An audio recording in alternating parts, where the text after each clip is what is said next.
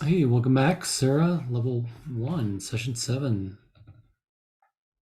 We are going to learn some good stuff here in this session. So, sexual intimacy anorexia rooted in CPTSD, also known as complex PTSD. So, sexual anorexia, intimacy anorexia, again, is not in the DSM. You'll see things like sexual aversion disorder, PTSD, which is more related to the physical, emotional, and sexual and verbal type trauma. We talked about this a little bit in earlier sessions, versus complex PTSD, that their needs are neglected. They often take on taking care of their parents or parental care taking, understanding what is an emotional flashback. So an emotional flashback is different than a PTSD flashback. The emotional flashback is generally feeling overwhelmed, anxious, fearful, jealous, angry, all these negative emotions. A lot of intimacy anorexics, addicts, don't know what they're feeling, and let alone where they're feeling it in their body. And we'll get into more of that in upper level trainings. And once people begin to grow their emotional vocabulary and mind body awareness, they begin to see how these flashbacks, which are so common and so habitually unaware, they begin to become aware. The unconscious things like this begin to become conscious.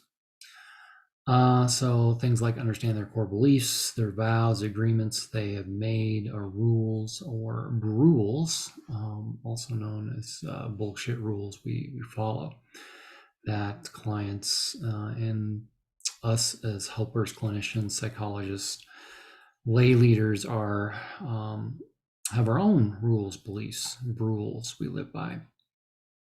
And we need to be aware of them and how transfers can take place when we're working with somebody.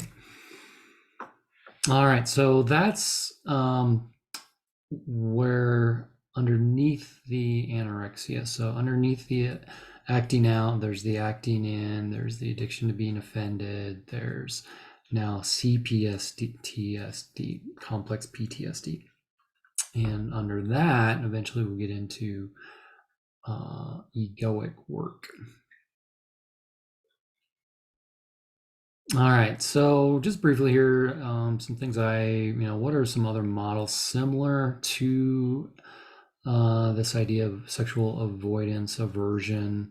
There's definitely the anxious avoidant types. What I have been noticing and working on writing about is most intimacy anorexic couples, the wife is anxious and the husband is an avoidant type, and marry, fall in love, and then they got problems.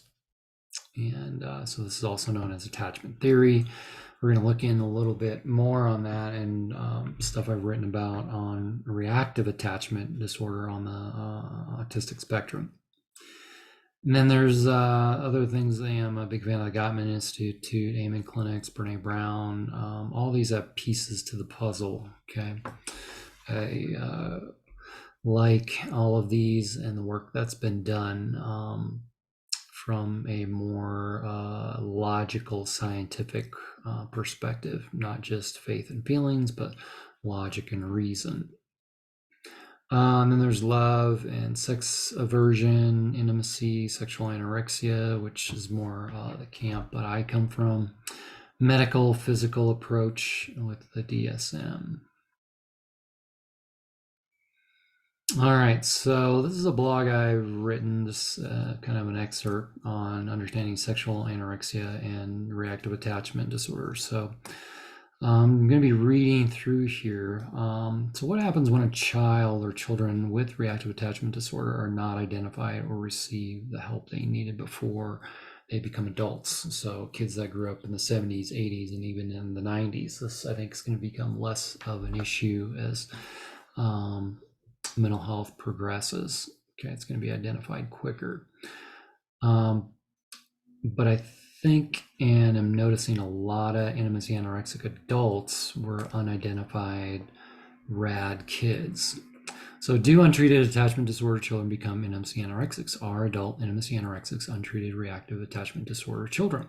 Is my client spouse or am I myself an adult that acts like a child because of attachment issues? Some believe untreated RAD children grow out of it. Others believe mood disorders develop, such as anxiety, depression, and bipolar disorders. Some believe and have evidence of these children developing borderline, narcissism, antisocial, avoidant, dependent, schizoid, OCD, and many other adult personality disorders. Many of these personality disorder behaviors are seen in RAD diagnostic criteria. I'm not saying that I agree or disagree. However, there is more and more scientific evidence of unhealthy brain and emotional development in children.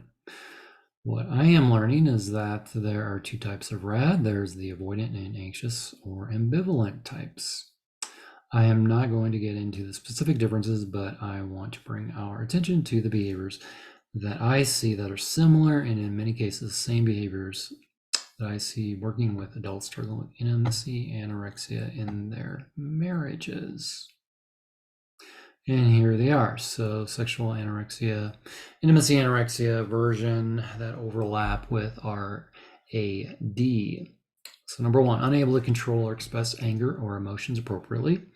Number two, accuse, blames, and criticizes others. Number three, displays passive aggressive behaviors. Number four, has a victim mentality. Five, intolerant of rules and authority. Six, inability to show empathy or remorse. Seven, has difficulty trusting others. Eight, views relationships as threatening or too difficult.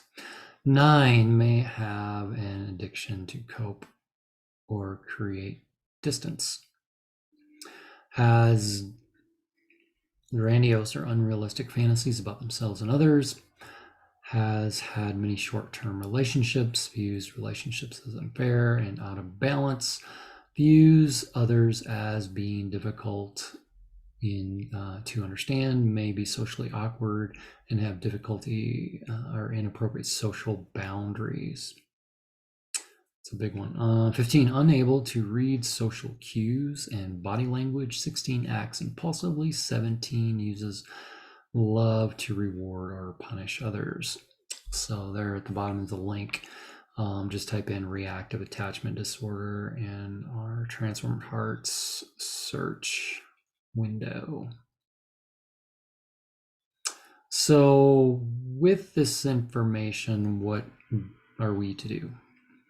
So I always say change is constant. It is amazing to me how quickly technology such as computers, communications, the internet, manufacturing cars, medicine, science, and even sports has changed in my life. Generally, these advances improve improve quality of life. I have noticed, however, how little the education and government mental health systems have changed. In fact, I would say that they have failed to keep up. So how can we do better to serve our clients in counseling and addiction recovery, coaching? Why are divorce rates higher than ever? Why are there so many questions and so few answers? Why is change so difficult to obtain and maintain? In my pursuit of learning, as well as the hunger to develop and grow the mental health field personally, for my recovery and professionally for my clients' recovery, I continue to think outside the box. There have been great strides made in the area of mental health, energy healing, and energy psychology, but the application and practice of them has been severely delayed. There is a great evidence-based research that I've shared in my blogs and cited sources: Brene Brown, Byron Katie, Eckhart Tolle, Pete Walker, Sam Vaknin, Richard Grannon, and Joe Dispenza. I would add to that David Hawkins, just to name a few that are changing the face of mental health. At SARA and Transformer Arts, we believe we are pioneers, learning, practicing, and applying cutting-edge ideas, not to work harder, but smarter and more efficient in the healing process. And this is, again, an excerpt from another blog, The 3 Types of Intimacy Anorexia. 3 new paradigms, which we're going to get into next. So this is based on the trifecta, trinity of the id, the ego, and the superego. Okay, so the id, also known as the inner child, attachment disorders are RAD, Asperger's, autistic spectrum. An intimacy anorexic with this type has an inner child wound or childhood attachment issues, generally from neglect, not getting their basic needs met, such as food, shelter, clothing, attention, love, boundaries, social skills. These needs and skills were not taught or modeled to the child. Oftentimes, the parenting style was that of guilt and or shame-based. In severe cases, the child is placed in a double bind by the parent by being told what to do and then being questioned why did they did the very task they were directed to complete. AKA, we call it gaslighting, right? This is also abusive, and which is the other side of the same coin as neglect. Abuse can be physical, emotional, verbal, sexual, or religious. Most of these children are now adult children and untreated parents who were drug addicts, alcoholics, intimacy anorexics, sex addicts, codependents, and had general compulsive disorders. So for this inner child id type 1, treatment options I suggest are things like EMDR, CBT, NET, RTT, and rapid transformational therapy, narrative therapy, anger work, Splunk, group support, CPTSD treatment, diet changes, gut health, gut-brain connection. Allow the inner child to be seen and heard. This is the child playful part of us that wants to have fun. Go discover new things you have never tried before or were told you could not do. All right, type 2, around the ego or the wounded adult. I think this is more personality disorder, axis 2, borderline narcissism, victimized, offended spectrum. And intimacy anorexic in type 2 is perhaps the most difficult to treat. Medication is generally not effective or helpful, as this is a personality disorder, not a mood disorder, which we've talked about. Ego has the person convinced that it is them against everyone else. The person is generally emotionally driven, easily offended, quick to judge, not teachable, or very entitled. It is not that the person cannot or will never change or get better but it's more that until they are teachable or come out of entitlement, that they are just not ready. When they reach the end of themselves, they are generally eager to get to work and do fairly well, if not very well. And I would say people in their 50s, 60s, 70s that can take before they get there. Treatment options, time and patience. There it is. A well-seasoned clinician, definitely needed. DBT, EMDR, CBT.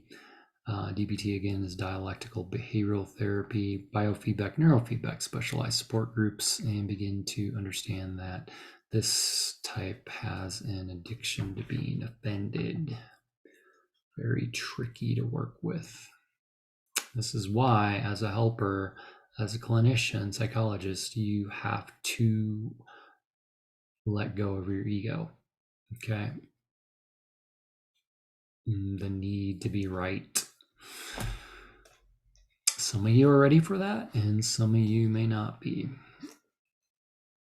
Number 3, superego, the critical parent type. So this is more anxious, depression, complex PTSD, trauma, the mood side of this. So the intimacy anorexic with type 3 struggles with anxiety and depression. Some medications, vitamin, mineral supplements may be helpful. This is the voice in your head that is always putting your ego and id down, okay? That's why we call it the critical parent. It accuses, blames, and criticizes you endlessly. That is why we call it the critical parent. And you want to read more about this, Complex PTSD by Pete Walker, amazing book. Check it out. The intimacy anorexic with this type struggles with what I call not just confidence, but Godfidence. Not knowing that they are divine, sovereign, and powerful beings. It will take tremendous work to quiet the critical parent voice, and I would say even heal it. But there is tremendous freedom once you do. And we'll get into more level 2 material on how to help clients do that. Treatment options for this type 3 is self-care practices, diet, exercise, hobbies, healing the superego, meditation practices, EMDR, RTT, CBT, gut health, and brain connection. And I think Richard Grannon has some really good stuff on this too. All right. So shifting gears here, a lot of people ask me, so what does this recovered look like? And how long am I in recovery? If I haven't mentioned it before, I'll mention it now. When couples work with us, generally I tell them, especially if anorexia is involved along with the sex addiction, couples have been married 20, 30 plus years. This is a 3 to 5 year process. And that clock starts after the completion of intensive work with us, okay, a 5 or a 10-day intensive. So on the website, you can go to self-assessments. There it is here at the bottom, Recover Couple Self-Assessment, one of the 9 again. Check it out, take it yourself, share it, give it away. So, reading here, there are sex addiction recovery programs that promise or advertise an 80% or even 98% success rate. I've seen them, just Google it. However, be careful. I'm not sure how these programs define success. If you are still married but miserable, I do not define that as success. Some actually do have high success rates in the short term as they are shame-based and initially very motivational for the addict. The success rate will most likely be congruent to 100% or 10% effort that the client, mine or yours, give to this process. So here's how I quantify, define success. Number 1, so the marriage is relationally, financially, spiritually, and emotionally healthier than it was 3 to 5 years ago. So the couple's going to go through that and answer yes or no. Intimacy and communication outside the bedroom has improved. It's better than it was before.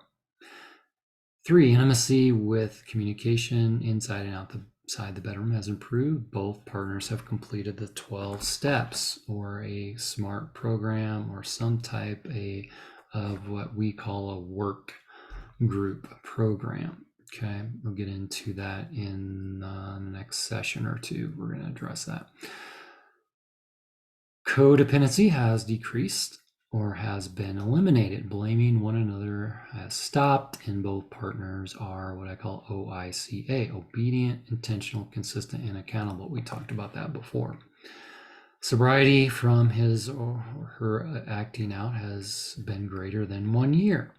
And I would include alcohol, drugs sobriety, not just sex addiction sobriety. Okay. Sobriety from his or her intimacy anorexia, aversion, sexual anorexia has greatly improved. Okay. Now, the anorexia sobriety is different than acting out sobriety. So what we call acting in sobriety is rather than going days, weeks, or months of withholding, withdrawing physically, emotionally, spiritually, relationally, the person catches it maybe only after an hour, okay? 6 hours. Eventually, it's only a few minutes. Okay, that's the success in sobriety we're looking for from the anorexia, starvation of love stuff. And it is a beast. All right, so those are, so your couple would answer, again, more than half. So 4 of the 7 of these would be yes answers. Okay, then we're getting somewhere. But you would be surprised how many people have been in recovery for 5, 10, 20 years and still are not able to answer yes to these questions. So hopefully that makes sense. I've learned lots, want to get it out there, share it with you. And again, don't believe everything I say. Seek the truth for yourself. I am not your savior, not your guru. And we'll see you on the next session.